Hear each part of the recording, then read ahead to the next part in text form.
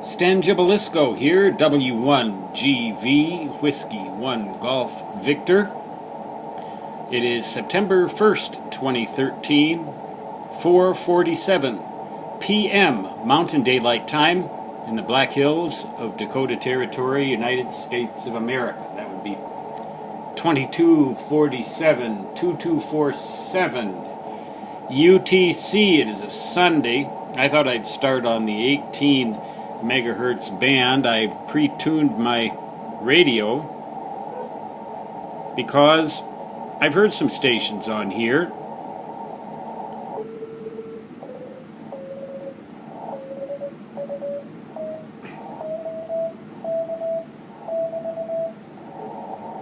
I heard that guy before. I think he's rag chewing.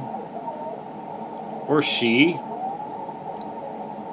I'm just going to see if I can find any DX and see if my 10 watts with a mismatched antenna will be able to snag any DX. Like yesterday when I got that PY2. I believe that one was on 24 megahertz with a well-matched antenna. Well, when all else fails, well, I don't want to send on top of anyone.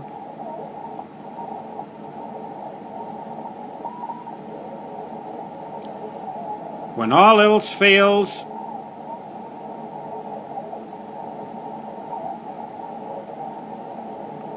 well, now, are these signals or what are they? Now, there's a cell phone tower up the hill, and maybe it's a little bit of garbage from that. Gosh.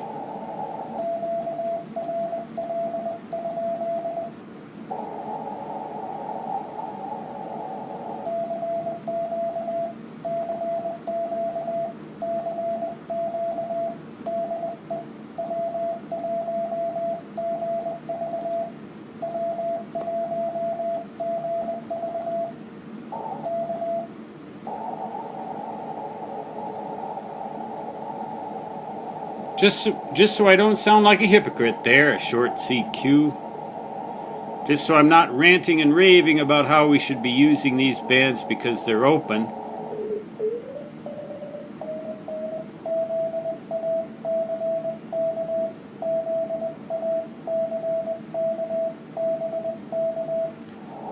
Well, that guy's name is Zach. I believe he's an AE6. I heard him a while ago, but obviously the band is open wherever he's from. I mean, he's not local, I don't suppose. I would not get that DX. I can't even really hear it. Can't even really read it. So, now W1AW is not on today. I remember when I worked there in 1977 through early 1970, late 1978 or early 1979. When I worked at W1AW, they used to be open on Saturdays and Sundays from 4 until a little after midnight, and that was my shift.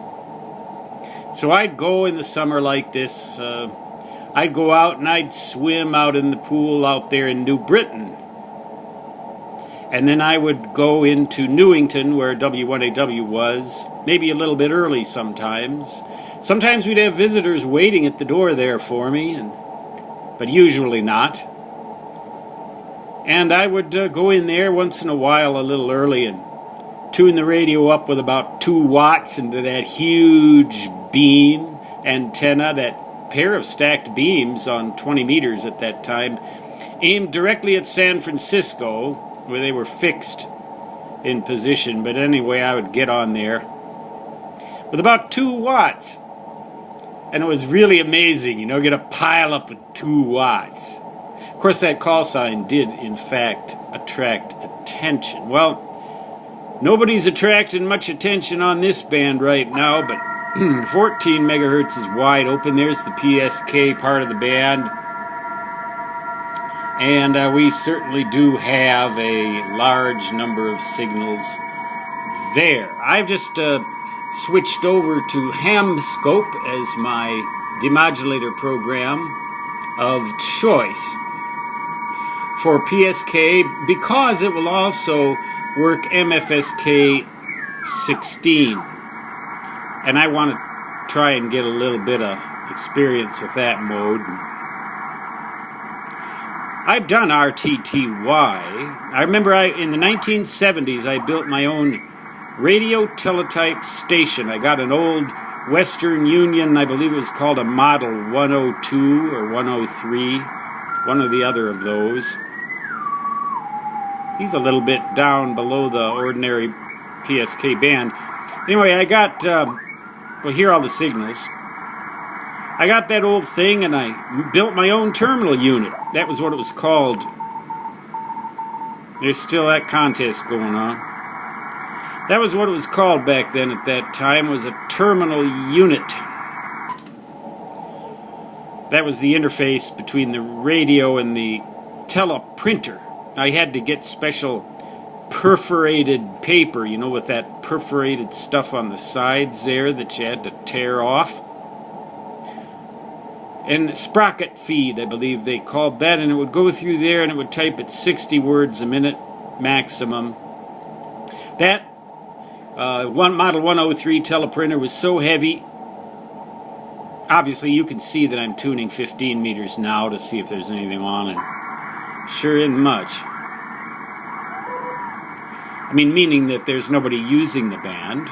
Now, this antenna on this band, it just won't work. I mean, it's just too much mismatched. So, I haven't had any luck.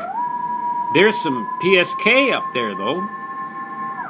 That's a good beacon, that mode. But anyway, that old teleprinter was so heavy, it made dents in a tile floor that was tiled down on concrete in our fallout shelter, which I called the lab. Now I call my ham radio shack the nerd cave. It's like the lab on steroids. The older you get when you're one of these old electronics fuddy-duddy types like myself, the older you get, the less mature you get, the more nerdy equipment you want. But back then, that thing, I built my own terminal unit, and I learned how it works by building it. I actually keyed the VFO in a Drake T4X directly by shifting its frequency with a capacitor. I remember that. It was not this audio frequency shift keying scheme. Well, let's go up to 24 megahertz. Anyway, that old Model 103 had survived a fire. The building that it was in did not survive the fire, but it did, and they gave it to me for nothing. Set it on that floor, wired it up, and I used to actually do my brag tape, you know, the brag tape. They had paper tape for some of these things that you'd run through there, perforated paper tape, but mine didn't have that. They called it a reperf. Well, I didn't have that. So what I did is I typed up my brag stuff. Here's someone.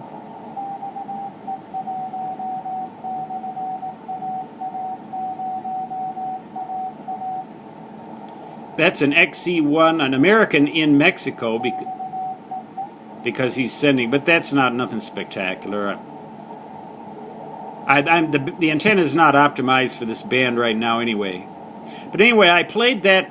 I recorded my own signal with the transmitter on spot so it wouldn't transmit over the air. I recorded it on an old tube-type Panasonic tape recorder, reel-to-reel. Recorded my signal on there from the receiver, and then played it back through that tape recorder, through my terminal unit, to cause it to key the transmitter during a QSO. And someone offered to record that on his reperf, his paper tape, and then run it through full speed, play it back to me. I recorded that, and then that was what I used as my brag. I mean, talk about, what do you call that? Talk about kludge or Rube Goldberg, or what do you call that stuff? You know, where a hack? Talk about a hack. That was a hack circa 1972, 1973. We used to have round tables and stuff on radio teletype. It was like a little chat room. One guy in Argentina, one guy in South Africa, and one guy in New England, and me. We'd sit there and pass it from one to another like a chat room. So that's why I guess I'm just not all that enthralled by texting and cell phones and the internet in general, because I've been there, done that. I was there first. You know, I mean, before the internet was even in existence. I was doing stuff very much like that, and I learned how that modulation mode actually works. How those digital modes actually work. So I know the nuts and bolts and the oil that makes them turn. I learned all that stuff. There's nobody here, but the band is obviously open. I will finish up with a little bit of a look at the venerable old 11-meter band. Because I know there'll be stuff there. On a Sunday, you kidding me? A summer Sunday when there's sunspots?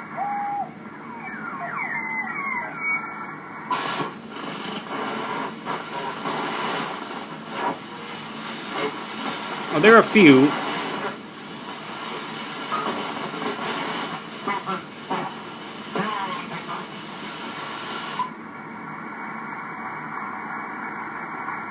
Well, that's kind of interesting. There really aren't that many signals on here.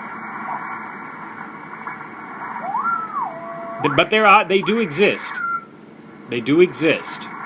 And some of them are pretty strong. So, in fact, maybe it's just such a nice day. I was out earlier in it. Great Black Hills, late summer, 80 degrees, not a cloud in the sky. The cicadas making just a little bit of noise. Just a few of them, late summer. I remember when I lived in Florida, though, the cicadas were just deafening. The air was just the air was just thick with their sound, and the heat, and the cicadas, and the palm trees standing there, and not a breath of wind. I guess that was then and this is now. I liked that stuff then. I guess I wouldn't go for it much now. I'm a mountain man now. It's a beach bum then, mountain man now. You'd think it'd be the other way around, wouldn't you? The young guys would go up in the mountains, and then you get old, you go down to Florida, you get yourself a slab of concrete, you put your trailer on it, a trailer park, and you sit there and wait for the next hurricane.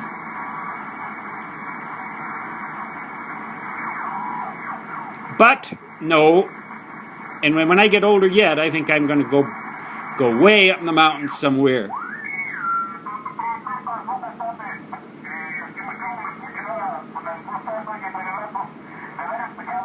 Now, I'll bet these guys have gotten themselves ham radios and hacked them from 10 meters to make them work down here. And then they took them back to South America with them, and they're using them to communicate with their businesses and things down there.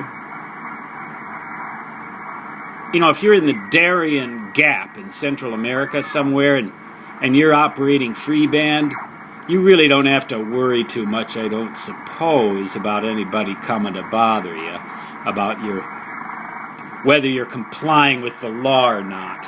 Well, I'm getting close to the end of the time limit on this video, so I'm going to shut up. But the bands are open all the way from 14 up through 27,643 anyway. Stan Gibilisco, W1GV, Whiskey 1 Golf Victor 73. Until next time, have a good one.